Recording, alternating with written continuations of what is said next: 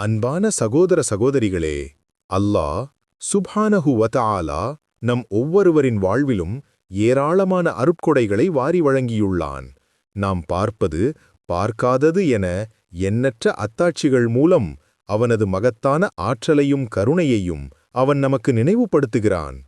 இன்று நாம் சிந்திக்கப் போவது அல்லாஹின் மிகச்சிறிய படைப்புகளில் ஒன்றான எறும்பைப் பற்றித்தான்.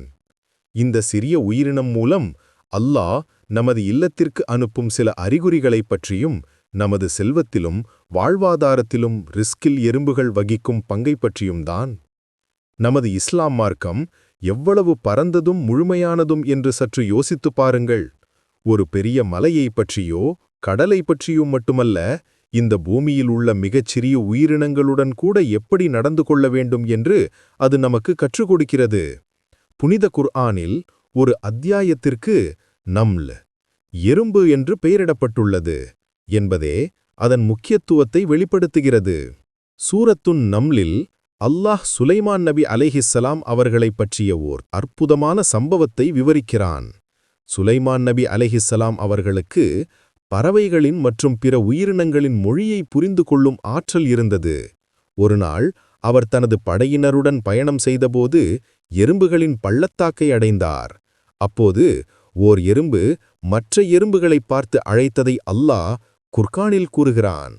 எறும்புகளே, நீங்கள் உங்கள் வசிப்பிடங்களுக்குள் நுழைந்து கொள்ளுங்கள். சுலைமானும் அவரது படைகளும் அறியாத விதத்தில் உங்களை நசுக்கிவிடாதிருக்கட்டும். புனித குர்ஆன் 27:18. இந்த வசனத்தைக் கேட்டபோது சுலைமான் நபி அலைஹிஸ்ஸலாம் சிரித்துவிட்டார்கள். உடனே அல்லாஹ்வுக்கு நன்றி தெரிவித்தார்கள். இந்த சம்பவம் நமக்கு என்ன கற்பிக்கிறது? ஓர் எறும்பின் உயிர் கூட அல்லாஹ்வின் பார்வையில் எவ்வளவு மதிப்புமிக்கது! அதன் வசிப்பிடம் பாதுகாக்கப்பட வேண்டியது எவ்வளவு முக்கியம்! எறும்புகளுக்கென்று ஒரு சமூகம் உண்டு, ஓர் நிர்வாக முறை உண்டு, ஒன்றுக்கொன்று பேசிக்கொள்ளும் ஒரு மொழி உண்டு. நாம் சாதாரணமாக நினைக்கும் ஒரு சிறிய உயிரினத்திற்கு கூட அல்லாஹ் எவ்வளவு பெரிய முக்கியத்துவம் அளித்துள்ளான்! இமாம் அபூ ஹனீஃபா ரதியல்லாஹு அன்ஹு அவர்கள் எறும்புகளை துன்புறுத்துவதைப் பற்றி வழங்கிய ஓர் ஆலோசனையை நான் நினைவு கூறுகிறேன்.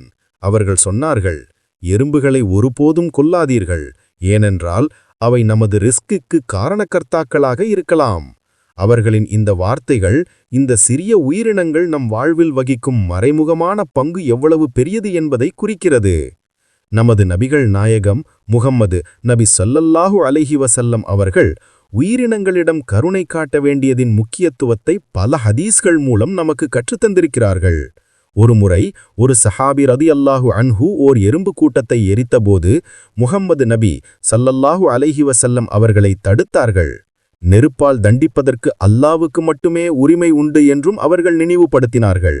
மற்றொரு ஹதீஸில் ஒரு புனையை கட்டிப்போட்டு பட்டினி போட்ட பெண் நரகத்தில் சென்ற பற்றியும், தாகித்த நாய்க்கு தண்ணீர் கொடுத்த மனிதன் சுவனத்தில் பிரவேசித்த பற்றிய சம்பவமும் நமக்கு தெரியும்.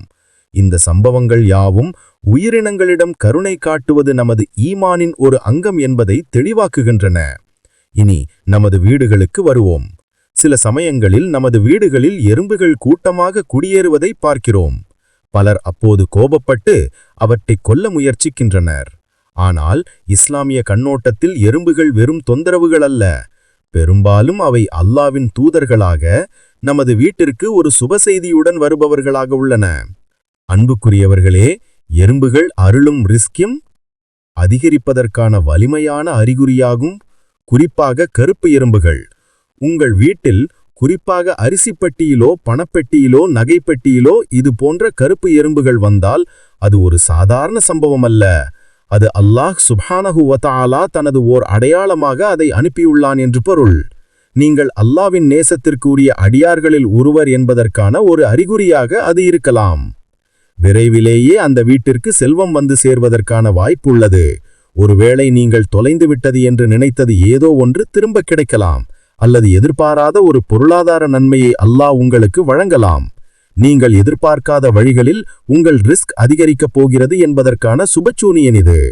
நாம் செய்ய வேண்டியது, எனவே எறும்பைக் கண்டால் ஒருபோதும் கோபப்படாதீர்கள், அவற்றை கொல்லாதீர்கள், எந்த காரணத்துக்கும் நெருப்பிட்டு அழிக்காதீர்கள். நாம் செய்ய வேண்டியது புன்னகையுடன் அல்லாஹ்வுக்கு நன்றி கூறுவதுதான். நாம் சொல்ல வேண்டியது இதுதான்: யா அல்லாஹ், இந்த சிறிய உயிரினம் மூலம் என் வீட்டிற்கு அருளையும் செல்வத்தையும் அனுப்பியதற்காக உனக்கு நன்றி. அல்ஹம்துலில்லாஹ். இந்த மனப்பான்மைதான் ஒரு முஸ்லிம்க்கு தேவை. ஏனென்றால் எறும்புகள் தொந்தரவு அல்ல, அவை அல்லாவின் தூதர்கள், நமது ரிஸ்கின் சுபசெய்தியுடன் வருபவர்கள். நாம் அவற்றை துன்புறுத்தாமல் அதன் வழியில் விட்டுவிடுவோம். நமது வீட்டில் செல்வம் அதிகரிக்க அல்லாஹ் ஒரு நிமித்தமாக இதை அனுப்பியிருக்கிறான் என்று நம்புங்கள். இறுதியாக நாம் அல்லாவிடம் துவா செய்வோம். இறைவா, நீ எங்களுக்கு தரும் எல்லா ரிஸ்கிலும் நீ பரக்கத்து அருள்வளம் வழங்குவாயாக. எங்கள் செல்வம், ஆரோக்கியம், குடும்பம்